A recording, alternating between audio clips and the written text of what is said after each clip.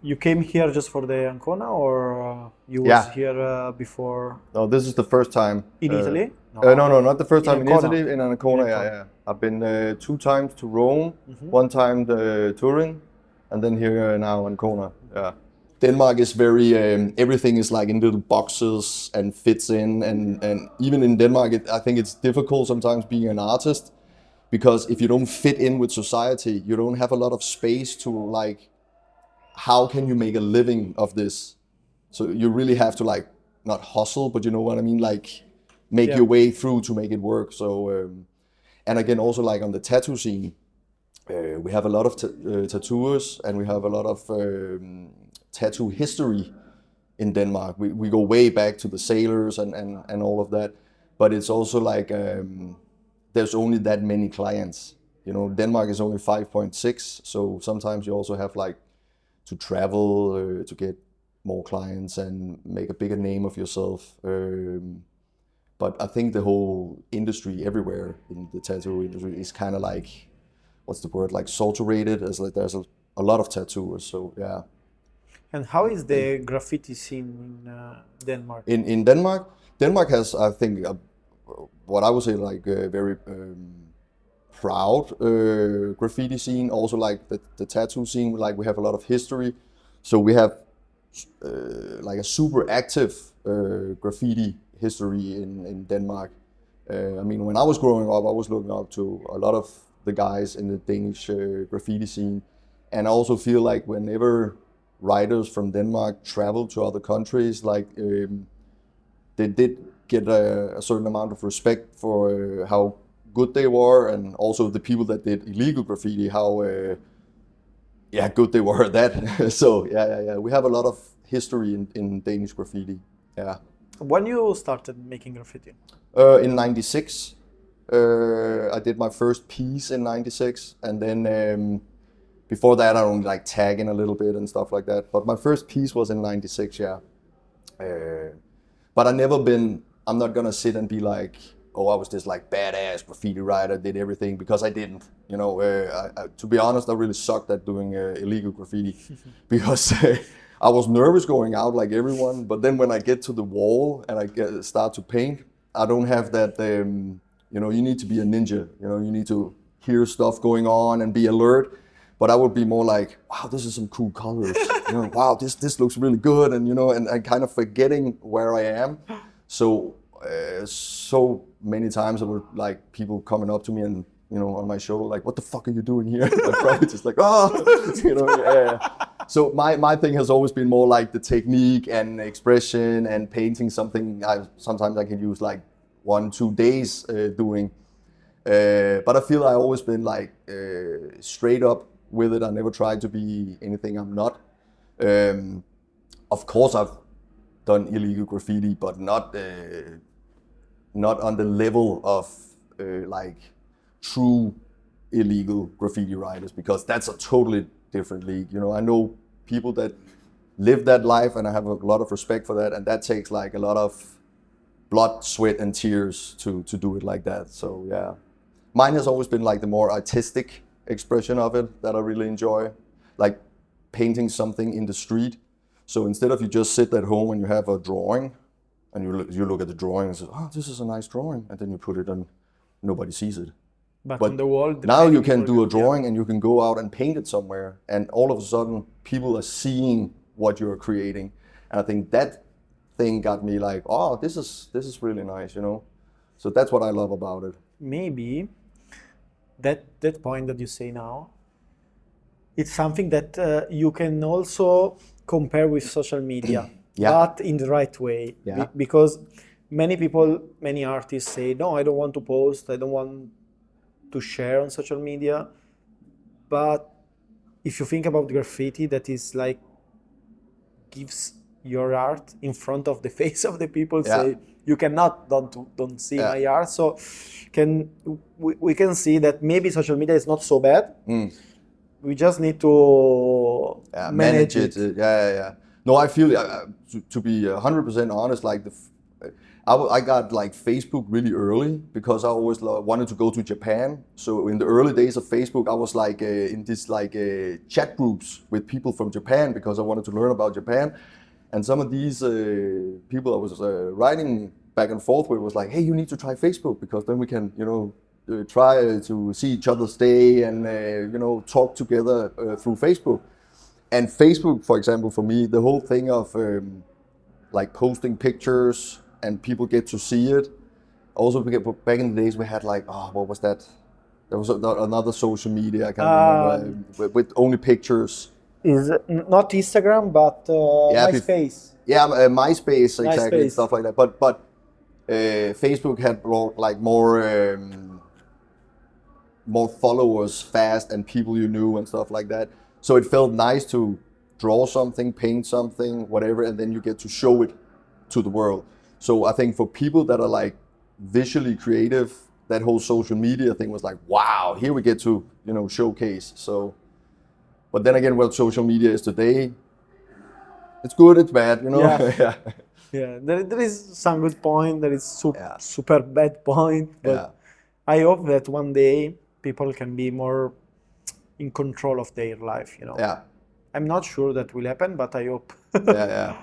Social media is strange to manage. Yeah. It's a two-edged sword. Like it can be really good, but it can also be like really, really bad. So it's more concerning, I think, when I see like really, really young people in the bus or in the train and stuff like that. I don't want to sound like that grumpy old man. No, of course, but when you see people sitting like this, yeah, and looking down in the phone, and I'm not even exaggerating. They sit like this in the public transportation and just completely off close. from the, I think that's a little scary. So, and also the mind, they follow something that they think they like. Yeah. They think that is their identity. Yeah. And then when they feel that is not them, they feel lost. Yeah. But they don't understand where are they. So they then it's a bad feeling, I think, for them. Also, I don't have kids, but I have a nephew, and sometimes I feel like when I went to school, and if shit was going on in the school, I never been bullied. I never been a bully myself, but knowing how people are like when they go to school, and imagine like you're at the school, you're having a hard time. People are bullying you, blah blah blah. Making fun of you. You don't have a good time. And then when you get home, before social media, you were home, you were like, kind of like safe because then people had to call you or send you a letter, But now, even when you come home, you're not safe because it just continues on social media, So you don't really get any rest for the brain for like young people like that. They're like on all the time. Even when they lie in the bed at night, they can pull up the phone. They can see like this idiot from their class is like talking shit about them and whatever, So that worries me a little bit for young people growing up like that. So I'm not sure if I can imagine the result of all those. No, it's a different world now. When I was a kid, I was like 10, 11, ride my bicycle to the fucking forest with a friend with a bag full of knives and rope. and a little food and whatever, and my parents like, yeah, sure, Daniel, have a nice trip, and see you later. Just imagine that now your kid is like, I'm gonna ride my bicycle to the forest with my friend, we're gonna bring some knives and some rope. It's like, no, you're not. I'm gonna leave my phone here. No, you're not. It's like fucking insane, man. But back then it was like, that's natural, Maybe it was more safe in the past than now. Yeah, I don't know. It's a different time now. Yeah, definitely. Completely different. How was the change from graffiti to the tattoo? See, I always wanted to be a tattooer, even when I was very small. I'm so lucky that in my birth town, which is called Elsinore, it's like the northern part of Denmark, Sjælland, it's called that part of Denmark. We had a tattoo studio in that small city called Royal Tattoo, and it was Henning Jørgensen who was running that tattoo studio, and he's very well known even back then because he did like a lot of Japanese style tattoos and traveled to Japan, traveled to the States, blah, blah, blah. So even for a small town to have such a thorough like tattoo studio, you know, with the traveling artists and stuff like that. I remember walking by, and back then, you know, they had the flash sheets in the window and you could kind of like smell the petroleum, and back then you used like Deo sticks to put the stencil on, you know, so it always smelled like Old Spice or something, and I felt like this is like magic, you know, there were like sorcerers in here, this is like, what is this? You could hear the machines. And as I got older, I was afraid to go in because I was in only like 12 or something. But then I get like 13, 14, I start going in and just like looking at the flashes and like just trying to watch and, you know, spend a lot of time looking through the flashes again.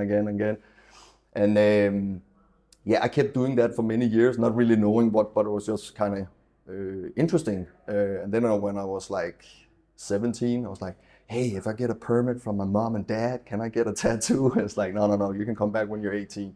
So I went back when I was 18 and got a little tattooed and stuff. But back then, you see, I'm 43 now. So this is way back. So it was coil machines and everything was like a bigger operation just to make a tattoo. And you couldn't just go on the internet and buy all the gear and everything. So also the tattooers were more like closed in on, you know, you're not gonna get into our industry.